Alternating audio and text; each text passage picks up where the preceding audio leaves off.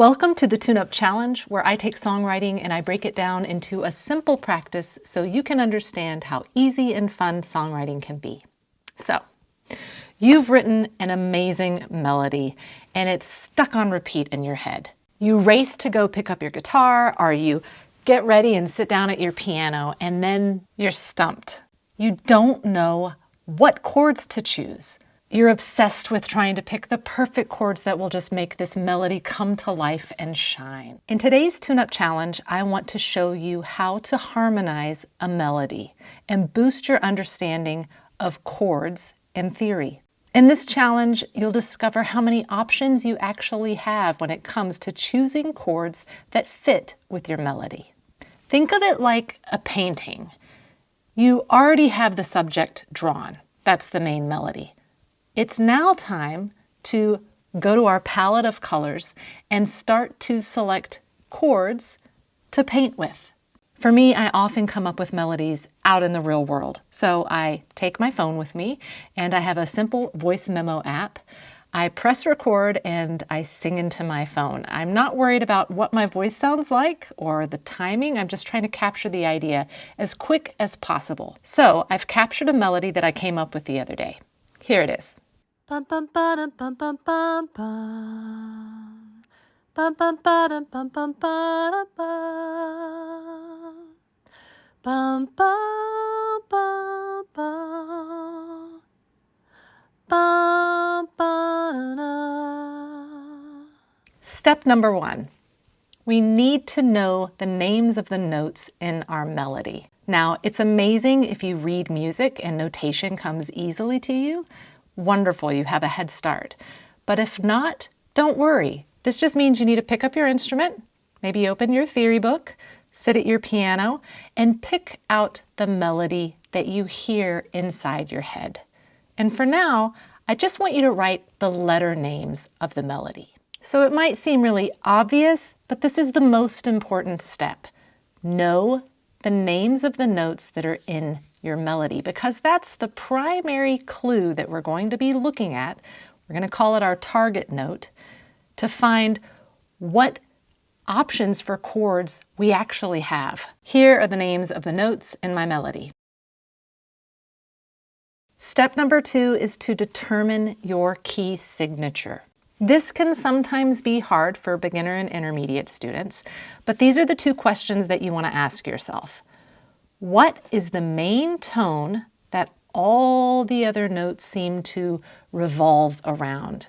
And what sounds good underneath this melody? Is it a major scale or a type of minor scale? Now, this step doesn't always come fast to people, so please just have a little patience with yourself.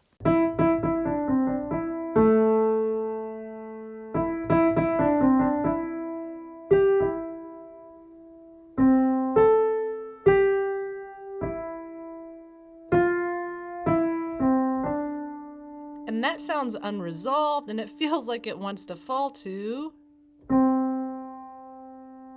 Now, if I play a major C scale under that,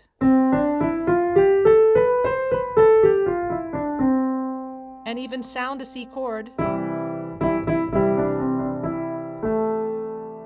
I'm in the ballpark. So I have established that my song is in the key of C. There are no sharps or flats. I can tell from playing my melody that the central note is C. So, in the key of C major, I can now pull up all the chords within that key, and this is going to give me the palette of sound to start with, to begin working with. The chords in the key of C are C major, D minor, E minor, F major, G major, A minor, and B diminished. And then I'm back at C. Theoretically, I could choose any of these chords for this melody and it would sound in the ballpark, but you might hear more solidarity, or it might sound better in some cases, and in other cases it might sound more off. So it takes some experimentation. One of my favorite tools to use is muted.io. This will quickly show you the chords within a key signature. You can always choose chords outside of a key signature, especially if you want to perk or bend the ear of the audience. But for now, we're going to start with chords within the key signature. Step number 3 is to determine your target notes. Determine where you want to change chords. So identify the notes upon which you want the transitions to happen. I have highlighted the notes in red where I feel rhythmically I want the chord to change.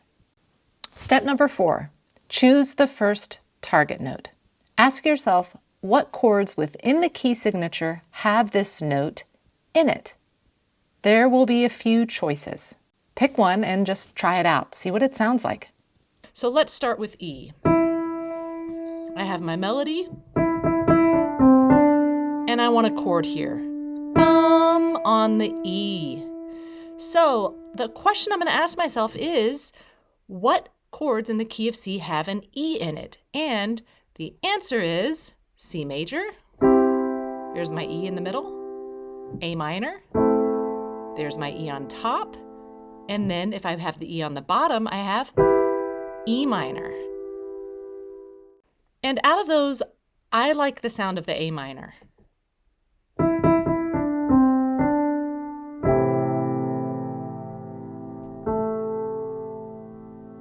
And it flows nicely because in my melody, the next note is A, which is also in the A minor chord. If I chose one of the others, it would sound like this.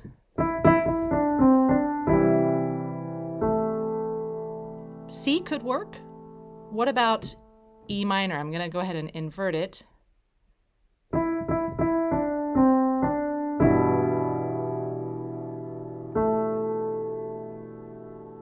Sounds a little more distant there, so I'm going to stick with the A minor.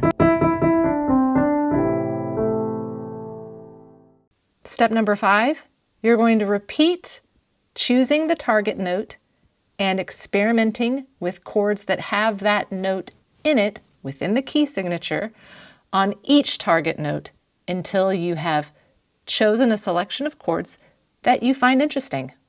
Now, keep in mind there are multiple options here. So instead of thinking of it as individual chords lined up with the target note, think of how does one chord move to the next? Is it a close voicing? Is there little movement? Does it sound close together? Or is it a leap? Does it create tension or does it release tension and give a sense of relief? Does it ask a question or does it sound resolved like an answer? These are the choices you get to make as a songwriter. I'm going to move on to my next target notes. The next one is E again. So maybe I want to make a different choice here.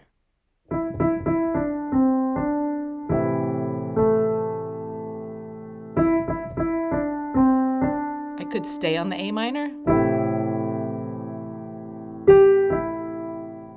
I could try the C. That's nice. What about the E minor again? Out of those choices, I want to change it up and I'm going to land on the C. It gives a solid sense of landing, also because it is the tonic, it is the one chord, and we are in the key of C, and this is the C chord. So far I have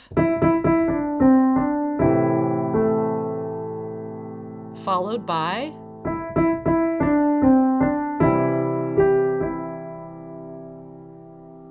let's move on. My next target note is A. So again, the question is, what chords inside the key of C major have an A note in it?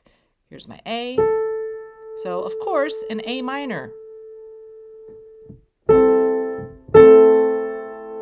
So of course, an A minor.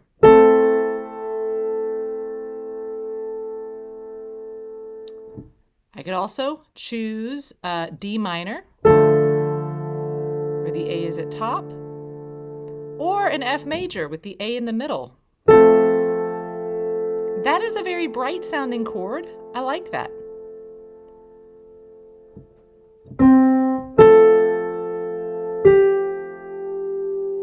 And I'm coming up on my next change. My next target note is an E. The melody.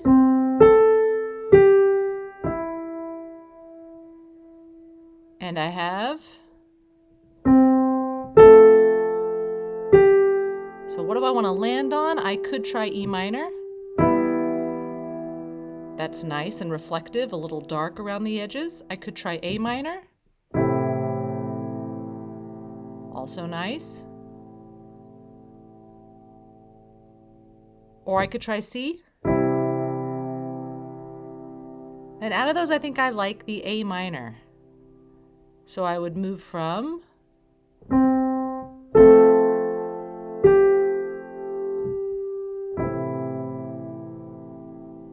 and now I'm on my last line.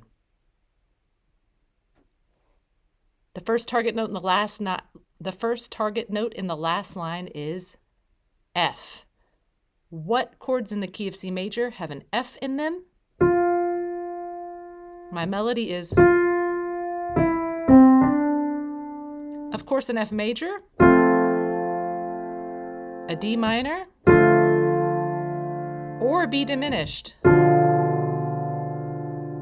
last one sounds maybe a little more jarring than I'd like, so I'm going to go with the D minor. Feels like it has a little sense of sadness around it that may conclude, or maybe we raise a question. Followed by an E. What chords have an E in it? I could have E minor. I could have C major. Or I could have A minor. And I'm going to try the E minor because I think I want it very parallel, moving from D minor to E minor, stepping up. Because now I'm curious where it's going to land. So that melody is, and so far we have, so that melody is, and so far we have,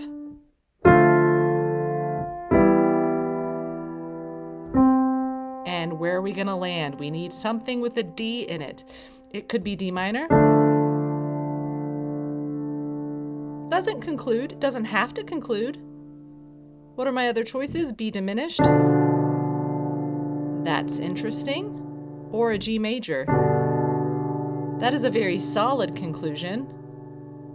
I'm going to go with the B diminished because I think it's interesting and it sounds like this.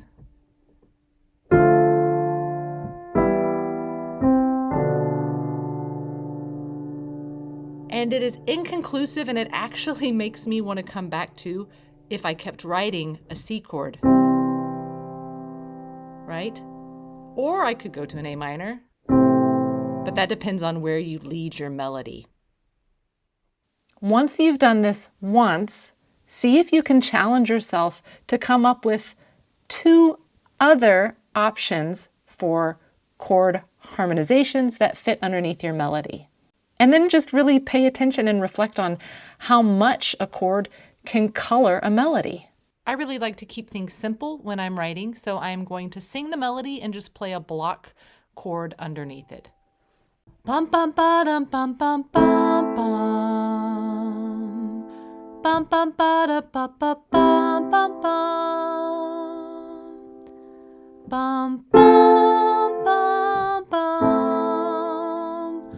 Bum ba dum bum. Here is another variation with other chord choices. Bum bum ba dum bum bum bum bum. Bum bum ba dum bum bum bum bum bum. Bum bum bum bum. Bum ba dum bum. If you want to level up this challenge, try adding a 7th chord, or try substituting a chord within the key signature with a chord outside the key signature. So, for example, in the key of C, D, the 2 chord, is minor. But what if instead of using D minor, I chose to use D major? How does that change things? Today's tune-up challenge, harmonize a melody. I look forward to hearing your melodies and harmonizations inside the Tuneagers Club.